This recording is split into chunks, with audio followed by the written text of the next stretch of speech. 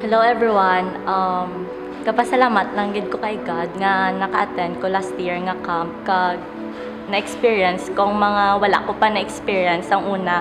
Bali actually first time ko nag-attend last year kag grabe gid ba lang pagtandog sa Ginoo sa akon kag mas naging ang Zenny sa una do naglain. Wow. Hindi man mas naging gentle pagid ko kag I learned a lot gid last year kag isa na da nga to have a deeper relationship with him bala nga although nga may mga times ka nga na-fail ko sa nga damo ko bala failures pero still faithful man sa Japon sa akon kabuhi.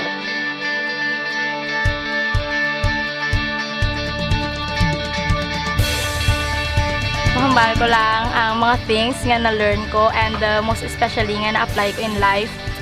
During camp, it was very fun. Hindi lang syempre fun, but ang spiritual life ko nag-grow and I thank God for everything that He has done.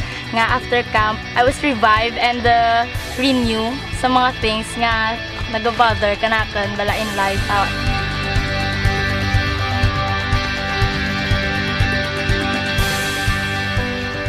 So, ang matestify ko lang gali about sa last year camp is that naging more sensitive ako sa akong nga palibot, not just only diri sa church kag dira sa camp, but also ma-apply ko man sa akong nga mga fellow students dira sa among eskwelahan. So, ang na-learn ko gid ang pagiging leader. Not just only nga member ka sa group, member ka lang and you're not a leader. It doesn't mean nga wala ka responsibility sa inyong mga group. And so that's why, sa amon nga camp last year, dako gid ang nabulig sa akon because I can stand on my own feet sa amon nga grupo together man sa akon nga leader.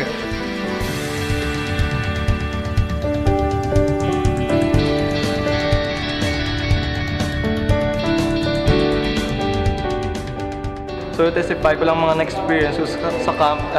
It was so amazing lang.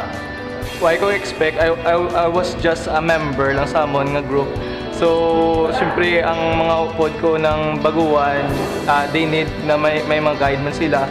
So, I praise God lang nga, gintagaan niya ko sang wisdom, sang strength, lang nga makaya ko idalon sila.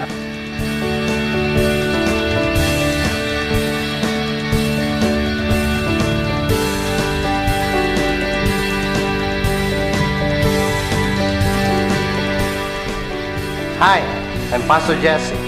Last year youth camp was amazing and God is great. The youth have experienced the tremendous move of God. Great changes and breakthrough had take place in their life. This experience cannot be replaced by anything. Joy and happiness can always be cherished as they continue their journey in their spiritual life.